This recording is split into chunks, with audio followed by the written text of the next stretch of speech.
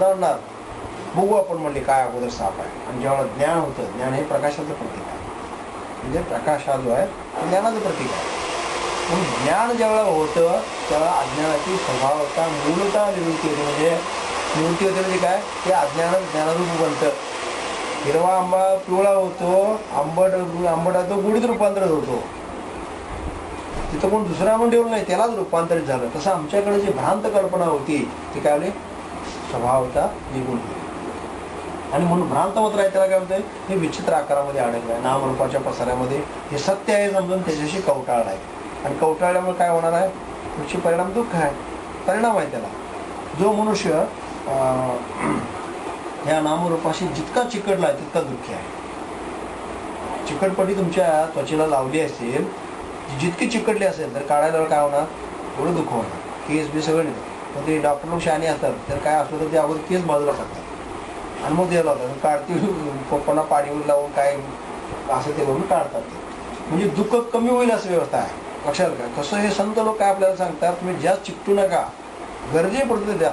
तसं प्रपंच करत असताना प्रपंचामध्ये जास्त रत होऊ नका. प्रपंच हा प्रारब्ध अधीन आहे आणि परमात्मा हा पुरुषार्थ आहे.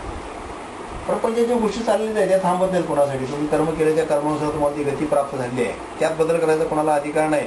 वर्तमान काळामध्ये आम्ही जर पुरुषार्थ केला तर त्याचे परिणाम चुकू शकतो. किंवा तुमचा जाणीव स्तर वाढला असेल, प्रारब्धानुसार शरीराचे भोग असतील, तो शरीराच्या माथ्यावर ठेवून त्याला अत्यंत आत्मसुखामध्ये आनंदित जगता येतं. म्हणून एक थोर मुस्लिम वली अल्लाह म्हणून थोर पुरुष असतो वली अल्लाह म्हणतात, तर त्याला पूर्वकर्मानुसार त्यांना महारोग झाला होता. त्याच्यात कृमी तयार झाली होती, त्याला होणं पडली. म्हणजे पिढा बाजूला पडला तर म्हणले, अरे बेटा मर जाएगा तू, त्याला खाणा इधर आहे, म्हणजे उचलून पुन्हा त्या बोलले. आणि आता हिने शिंगाळून बकरच मारल्यात. आमचे महाराज म्हणायचे, आमच्या महाराजांनी कधी काय जरी सण केला तर ते रोज सूप वगैरे असं सण करायचे, खिरीचा वगैरे. म्हणजे त्या ज्या खोळा जमले ते धर्माचार्य करायचे. शुक्रवार ते नमाज वगैरे आपल्या घरी पडायचे, कधी याला गेलं नाही. म्हणजे सगळे धर्म तेच आहे, म्हणजे काही वेगळा नाही आहे, फक्त समजूतला घोटाळा झाला. भिन्नत्व हे दुःखाचं लक्षण आहे, भ्रांतीचं लक्षण आहे. एकत्व हे आनंदाचं लक्षण आहे, एकत्वाचं लक्षण आहे. आणि म्हणून कुठलीही गोष्ट ज्या समाजामध्ये जे चांगल्या गोष्टी आहेत त्या स्वीकारा माणसाला, कधी त्याला तिरस्कार करू. हा धर्म वेगळा, तो धर्म वेगळा, भिन्नत्वाचं लक्षण आहे. लक्षात काय, एकच आहे. सोयीनुसार भिन्न भिन्न संसार मांडले त्या लोकांनी, म्हणून काय त्याच्यामध्ये कुठल्याही प्रकारचं नाही. आता ज्याची समजूत कमी आहे तो दुसऱ्याचा द्वेष करतो. लक्षात ठेवा, दुसऱ्या धर्माचा, संप्रदायाचा, परंपराचा. जेव्हा माणसाची जाणीव वाढलेली आहे तो म्हणतात हे आपलं सर्व परब्रह्म सर्वत्र स्वतंत्र आहे, धर्माने वेगळा कुठला काढ तुम्ही काढला. स्वधर्म हा सुखावा आहे, परधर्म हा भयावह आहे. परधर्म म्हणजे काय, स्वतःचा धर्म म्हणजे शांती, प्रेम, आनंद, ज्ञान, प्रकाश हे स्वधर्म. आणि परधर्म म्हणजे देह मी म्हणणं हा परधर्म आहे. देह मी परधर्म आहे, भयावह आहे, दुःखमय आहे. देहाशी तादात्म्य होतोय तेव्हा मग म्हणतोय हरिभक्त परायण आहे, म्हणतोय मी, म्हणतोय आम्ही गुरु आहे, म्हणतोय कोण म्हणतोय मी याला हाजला जाऊन आलो, म्हणतोय. हे सगळं भ्रांतीचं बोललं काय, हाजला जा नाही तर तू काशीला जा, काय म्हणतोय.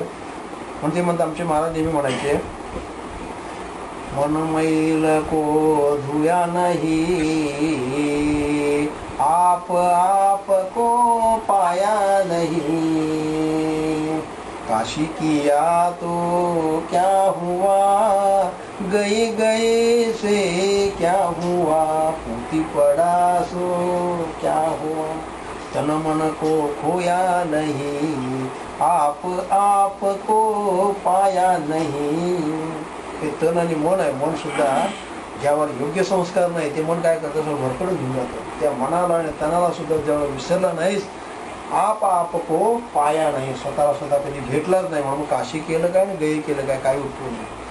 पाप नष्ट होतं, अमुक हे कधी होतं, त्याचं अहम निवृत्त व्हावा अगोदर. अहम निवृत्त झाला की मम्म निवृत्त होतं, कारण अहमवरच मम्म जोपासलेला आहे. लक्षात काय, पाणी नसलं तर शेवाळ वाढेल काय, पाणी आहे म्हणून शेवाळ वाढाले, आणि शेवाळ काय करले त्या पाण्यालाही झाकून टाकलं. तसं अहम आहे म्हणून मम वाढाले. हो, मग अहम ज्याचा निवृत्त झाला त्याचा मम नावाची गोष्ट नाही. आणि अहम मम निवृत्त झाला की मग इदम आणि अहम. इदम म्हणजे बाहेरच्या सगळ्या गोष्टी आणि अहम म्हणजे स्वतःचं. अहम आणि इदम या दोन्ही गोष्टी न मम ते मी नाही असं त्याचा भाव होतो. मग काय आहे, सर्वत्र पोहोच आहे. भगवंताचाच आविष्कार आहे. फक्त ही जाणीव निर्माण झाली की त्या जाणीवेच्या आनंदामध्ये राहतो. शुद्ध जाणीव असते ती, आणि शुद्ध जाणीव ही आनंदरूप असते, आणि जाणीव ही प्रकाशरूप असते. नेहमी लक्षात ठेवा, शुद्ध जाणीव ही प्रकाशरूप असते. त्या ठिकाणी निखळ प्रकाश असतो, दोषाचा संबंध असत नाही. नाहीतर बुद्धिमान माणसं खूप आहेत पण नीतिमान नाहीत. मग नीतिमान नाहीत म्हणून बुद्धिमान माणसं जगाला दुःख देतात. म्हणून नीतिमान माणसं सुख देतात, आणि बुद्धिमान माणसं निसत असतील, नीतीचा त्याच्यावर भाग नसेल तर ती दुःख देतात जगाला. अनेक वेळा आपण उदाहरण दिले आहेत. हर्षद मेहतासारखा माणूस बुद्धिमान होता पण नीतिमान नव्हता, म्हणून जगाला फसवण्याचा प्रयत्न केला. कोट्यावधी रुपयाचा फॉर्म लावूच केला. जर नीतिमान मनुष्य तर तीच बुद्धी समाजाला जगाला उपयोग होईल अशा पद्धतीचा तो काय करेल, त्या बुद्धीचा उपयोग करेल. म्हणून बुद्धीचा सदुपयोग करायचा असेल तर नीतिमान मनुष्य पाहिजे. आणि नीतिमान मनुष्य असेल आणि बुद्धिमान असेल तर त्याच्या हातून समाजाचं खरं कार्य करतात. म्हणून जेवी चित्रींच्या नाना व्यक्ती देखणा देखी निकळ भिंती, तेवी ज्ञान या ब्रह्मत्री जगती भ्रांत भ्रमती विचित्राकारी. भ्रांत झाला का तर जीव स्वभावता. म्हणजे आता बघा त्या मृगजीवाचं उदाहरण देतात.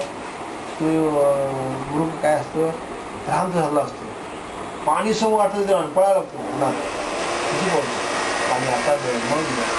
आणि त्याच्या सुदैवाने एखाद्या डबक्यात पाणी मिळालं तर त्याला काय वाटायला लागतं, आतापर्यंत आपण एवढं पळालो नाही, त्याचं सार्थक झालं. तसं इंद्रियाच्या स्तरावर सुख मिळतं, पण तो कसं सुदैवाने एखादं काय त्याला भाग्य असेल तर त्याला मिळालं की त्याला वाटतं इंद्रियातच सुख आहे.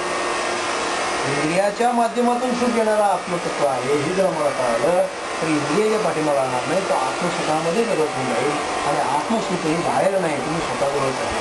फक्त भ्रांत झालेल्या जीवाला मात्र बाहेर आहे असं वाटायला. म्हणून इंद्रिय परमेश्वर निर्माण करते बहिर्मुख आहे, ती अंतर्मुख करणं हा पुरुषार्थ लक्षात घ्या. मग अंतर्मुख करण्याकरता परमार्थाची म्हणजे ह्या संतांच्या संगतीची गरज आहे. जेवी घृताची या कणिका घृतेशी नमती आनिका, देवी भूते भौतिके देका स्वदेही का आत्मत्वे होती. आता यांनी उदाहरण दिलंय. घृत म्हणजे तूप, तुपाचे कण असतो, ते कणाकणानं तूप बनलेलं असते नाही. म्हणजे सगळे कण म्हणजे तूप आहे नाही. तसं तुम्ही आम्ही जे जे काय आहे भूते भौतिके देका. भूत म्हणजे कोणतं, पंचमहाभूत हो. पहिलं पंचमहाभूत आहे. पंचमहाभूताच्या माध्यमातून जे प्रगत दिसायला आपल्याला ती भूत म्हणायची. भूत मात्र म्हणजे प्राणी मात्र. प्राणी मात्र आहेत का नाही, त्या प्राणी मात्रामध्ये सुद्धा जे वगैरे काय आहे ते तत्व आहे, दुसरं काही नाही आहे. फक्त आम्ही आमच्या कल्पनेचा आविष्कार केला, त्या कल्पनेला पक्क केलं आणि आपण काय झालं ते सत्य आहे समजायला. प्रत्यक्षात जर बघायला गेलं तर देहाभिमान निवृत्त झाला, स्वतःच्या अंतःकरणामध्ये शुद्ध जाणीव निर्माण झाली की सर्व त्याच्याशिवाय दुसरं काहीही नाही लक्षात. आणि म्हणून ते ह्याच्यामध्ये तुकाराम महाराजांनी काय म्हणले, जो मनुष्य महापुरुष या स्थितीला गेला आहे तर दुसरं काही नाही. काय म्हणतो, पांडुरंग ध्यानी पांडुरंग मनी स्वप्ने पांडुरंग. तो त्यांचं भगवंत रूप झालं होतं अंतःकरणामध्ये.